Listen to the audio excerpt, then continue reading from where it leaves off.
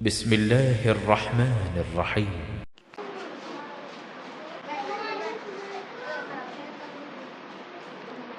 السلام عليكم ورحمة الله وبركاته। সমস্ত প্রশংসা আল্লাহ রাব্বুল আলামিনের, যিনি এক এবং একক ওয়াহদাহু লা শারীক, খালিক এবং মালিক।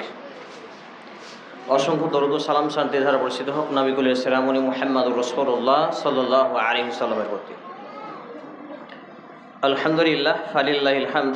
আল্লাহ রাব্বুল আলামিনের অশেষ দয়া এবং কৃপায় আমাদের আদর্শ ইসলামিক লাইব্রেরি উদ্বোধনী এবং ইসলাহী সভার কাজ আমরা শেষ করতে পেরেছি। শুধুমাত্র জাস্ট 2-4-5 মিনিট লাইব্রেরির লক্ষ্য এবং উদ্দেশ্য নিয়ে কয়েকটি কথা বলেই আজকের সভা শেষে দোয়া করে আমরা বিদায় নেব ইনশাআল্লাহ। আদর্শ ইসলামিক লাইব্রেরি, আদর্শ বলতে সাধারণভাবে আমরা নীতি নৈতিক দায়িত্ব খুঁজে পাই। এখানে আদর্শ বলতে মূলত পবিত্র কোরআন এবং সেই সুন্নাহ ভিত্তিক যে আদর্শ, সেই আদর্শের কথাই সামনে রেখে আমরা এর নামকরণ করেছি। ইসলামিক বলতে ইসলামিক বিভিন্ন সাহিত্য, কোরআন এবং সুন্নাহ, আর লাইব্রেরি এখানে বিভিন্ন বই পুস্তক, সব মিলিয়ে আদর্শ ইসলামিক লাইব্রেরি এখান থেকে মানুষকে প্রকৃত অর্থে মানবিক এবং ধার্মিক হওয়ার আহ্বানে দেশ ও দশের কল্যাণে ক্ষুদ্র পড়ে আসে এটি। অর্থাৎ মানুষকে প্রকৃত অর্থে মানুষ হতে, অর্থাৎ হিন্দু মুসলিম জৈন খ্রিস্টান বিভিন্ন বিভাজন না করে মানবিকতার খাতিরে একে অপরে বিপদের সাহায্য সহযোগিতা করা,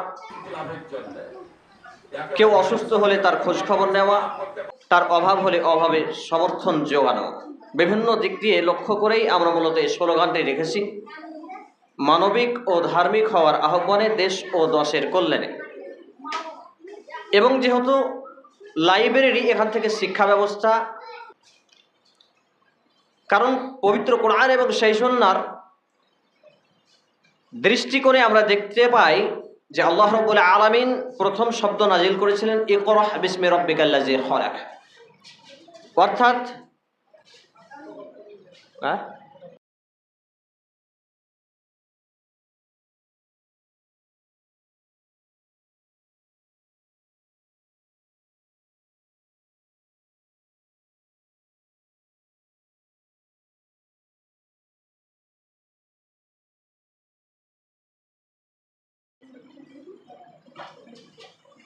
তো এখানে আল্লাহ রাব্বুল আলামিন সূরা আল আলাক 96 নম্বর সূরা আয়াত নম্বর 1 থেকে 5টি আয়াতে কারিমা নাজিল করেছিলেন। First most topic and subject হিসেবে প্রথম আয়াত এটি ছিল।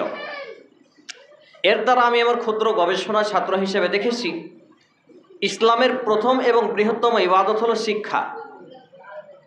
তো আমরা চাইলাম এই ইসলামিক লাইব্রেরির মাধ্যম দিয়ে মানুষকে ফ্রি বই পুস্তক পড়তে দেওয়ার মাধ্যম দিয়ে আদর্শ সমাজ, নৈতিক দায়িত্ব, প্রকৃত মানবিক এবং ধার্মিক দেশ এবং দশের কল্যাণময় কাজে অংশ নিয়ে আমরা ইহকালীন শান্তি এবং পরকালীন মুক্তি লাভে যাতে ধন্য হতে পারি, আর সেই লক্ষ্য এবং উদ্দেশ্যেই মূলত আমরা এর সূচনা করলাম।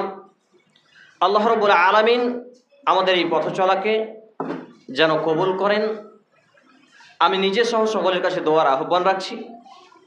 পাশাপাশি এখান থেকে আমরা আগামী 20 তারিখের পর থেকেই, যদিও আমাদের আলহামদুলিল্লাহ প্রায় 25,000 টাকা মতো বই কোরআন সুন্নাহ ভিত্তিক ক্রয় করা হয়ে গেছে, 20 তারিখের পর থেকে আমরা এখানে বসে বই পড়ার ব্যবস্থা করব।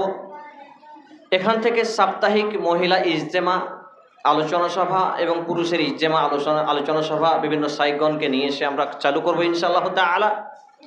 পাশাপাশি দুস্থ দরিদ্রদেরকে সাহায্য সহযোগিতা, ত্রাণ বিতরণ, জাতি ধর্ম বর্ণ নির্বিশেষে সাহায্য সহযোগিতার হাত বাড়ানো, বিভিন্ন কাজে আমরা অংশ নেব বলে দীর্ঘ 14 বছর 8 মাসের প্রচেষ্টা। আল্লাহ রাব্বুল আলামিন আমাদের সকল প্রচেষ্টাকে কবুল করুন এবং দেশ ও দশের কল্যাণময় কাজে জন্য উপযোগী করুন।